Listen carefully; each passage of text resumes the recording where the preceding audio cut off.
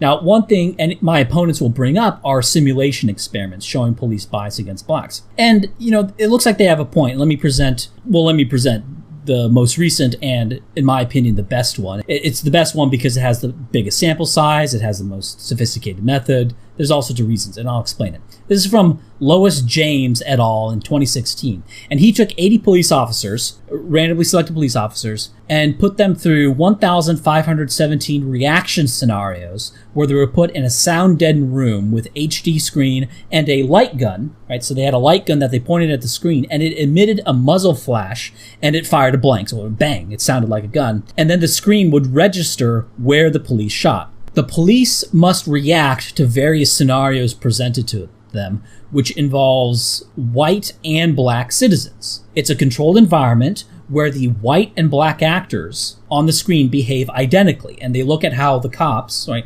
I think 40 of them were presented scenarios with blacks, 40% of them were presented scenarios with whites. And the HD screens are large enough that they are life-size. The cop must then decide very quickly where and if to shoot. Now, in terms of speed of reaction in the cop shooting the person on the screen from a given baseline, they take 1.32 seconds to shoot the white person, but they only take 1.09 seconds to shoot the black person. Okay, so that looks like they're more trigger happy in shooting black people. What about error rates when the police shot someone in error when the citizen was not about to attack the officer? That is, they killed what is, according to the scenario, an innocent person.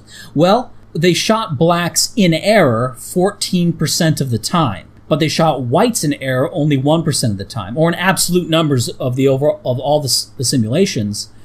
The police shot whites in error 2 times, but blacks in error 54 times. Okay, so that looks like some anti-black racial bias. So this simulation data is evidence of some anti-black bias in the police force. Assuming these are a representative sample of police generally, we would more or less extrapolate this onto all police, evidence of an anti-black bias. In a controlled setting, given identical behavior, cops will shoot blacks more, at least in a simulation. But consider that, based on homicide rates and the rates at which blacks kill cops, this may actually be a reflection of experience that ends up being unfair to black people who aren't violent, which is to say, most black people. So if you're a black person, but you're not aggressive or violent, then you're gonna suffer from this, right? Simply because cops are, quite frankly, playing the odds.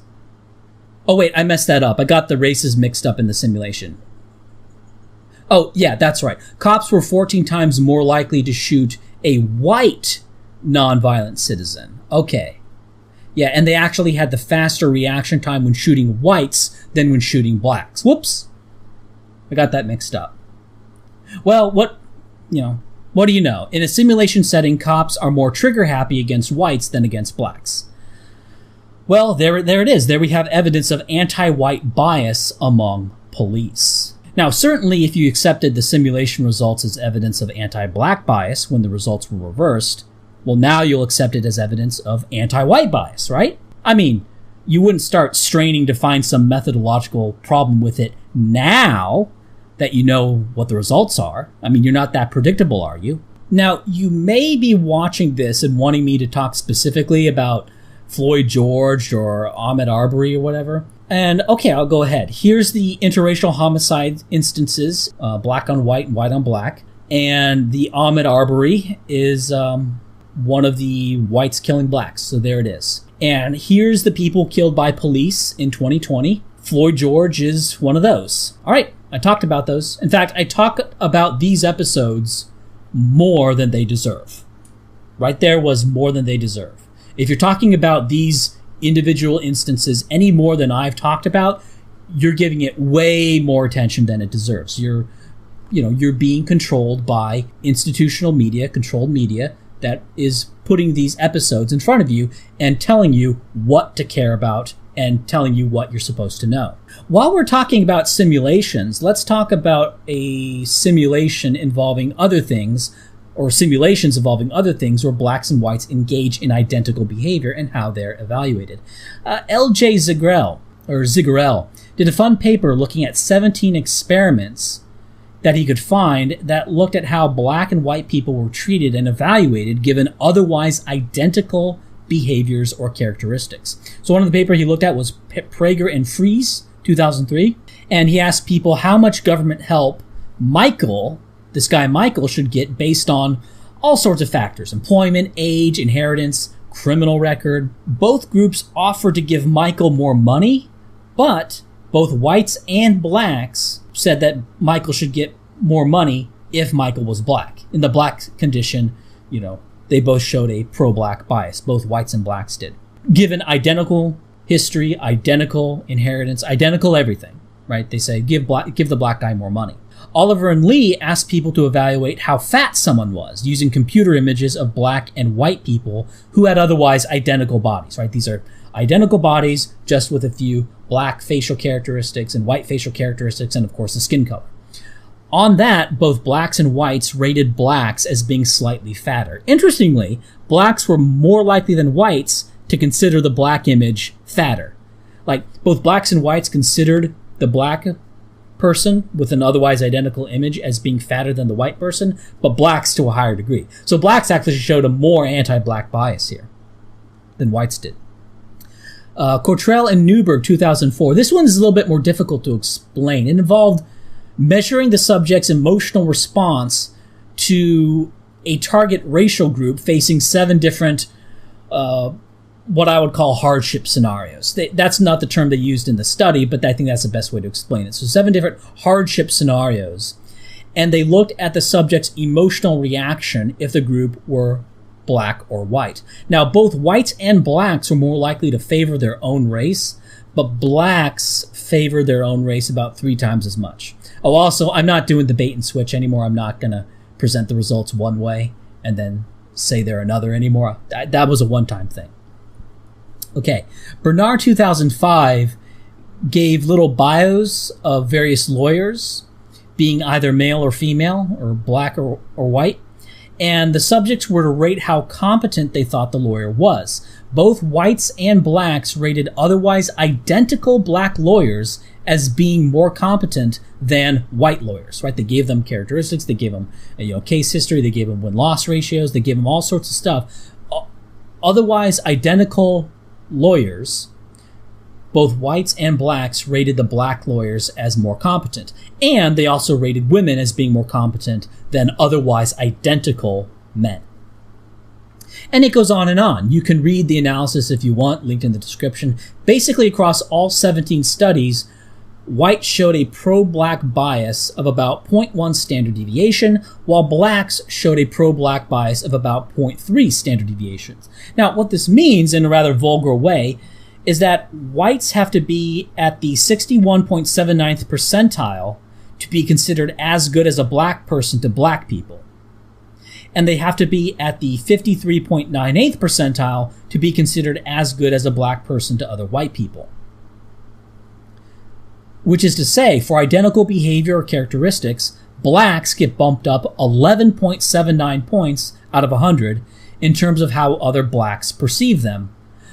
But blacks only get an extra 3.9 points for how white people perceive them.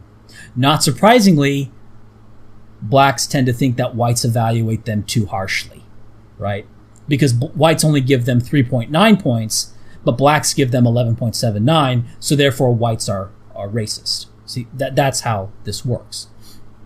Now, perhaps more germane to all the stuff that's in quote-unquote the news, or the news that you listen to and you're told to care about, is race and crime and cops and courts and studies on jurors. So another fun study was from Mitchell in 2005, and he looked at 34, well, it was a meta-analysis. Mitchell, 2005, looked at 34 studies in which people acted as jurors and voted on whether a given defendant was guilty and how long a sentence should be. So over these 34 studies, blacks showed an in-group bias about 15 times larger than that of whites. In fact, whites showed virtually none. Right? These are jury simulations, and where they're basically presented a case. They're presented a white defendant, a black defendant, otherwise identical defense, identical circumstance, identical evidence. So they're controlling for all that stuff, and they're looking at how if there's any racial bias in white jurors or black jurors. And what they found is massive racial bias among black jurors. I can't say what this means in terms of likelihood of not going to jail if you're black and you have a black or white jury, because it's 34 studies and they all have different conviction rates. But if you're white, you get virtually nothing from an all-white jury. If you're black, you get something. Again, these are studies with black and white defendants who are otherwise identical in charge, evidence, courtroom behavior. They also looked at racial bias in sentence length. White showed virtually no bias, while black showed a 0.731 standard deviation bias. Now, what this means in percentage terms is that blacks will sentence otherwise identical whites to the 76.73 percentile of what they would sentence blacks, right? Whereas a racially unbiased jury will sentence them at the 50th percentile. Whites will sentence otherwise identical blacks to the 53.09th percentile of what they would sentence the same person if they were white. So what this means is that blacks with a black jury get about 26.73 points, almost a quarter of the entire variation in sentence length if they have a black jury. But blacks get punished about 3.09% if they have an all-white jury. So you're not getting hardly any of an effect for whites, but you're getting a huge effect if you're black and you have a black jury. So a lot more racial bias among black jurors than among whites. Not surprisingly, black people consider white jurors to be really, really bigoted. Also, blacks have way higher recidivism rates, as in being a repeat offender. So even after controlling for recidivism risk factors, there actually remains a pure racial effects, i.e. blacks are more likely to be repeat offenders even with an identical recidivism score.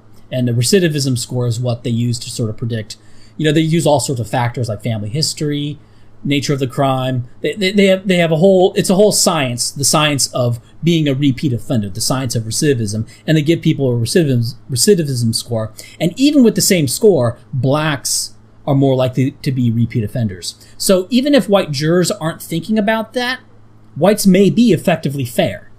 Okay, which is to say the 3.09% racial bias that whites have is probably fair, or maybe even more than fair. The problem is that all these issues that I talk about here, they all converge and they reinforce each other. So you take racial favoritism, pro-black favoritism at the universities, at companies, government jobs, all known as affirmative action. You have to deal with the callback myth, right? The myth that employers don't hire someone if they have a black sounding name. That's been shown to be a myth. You got to talk about slavery and colonialism and segregation in South Africa and the Congo, right? There's all these things that have to talk about. And that's why what I'm doing here, making this video, is kind of futile, because you have a whole system of thought. Okay, this video is going to have much of an effect because what you have is an overarching ideology with a whole bunch of oppression myths that rest on each other and reinforce each other. And so knocking out one or two here isn't going to tear down the entire fantasy structure. And it all converges, right? All these beliefs converge. That's the meaning of the term when people say, oh, this person is totally converged, right? They have all these beliefs that they all converge on each other, and it all acts as one system.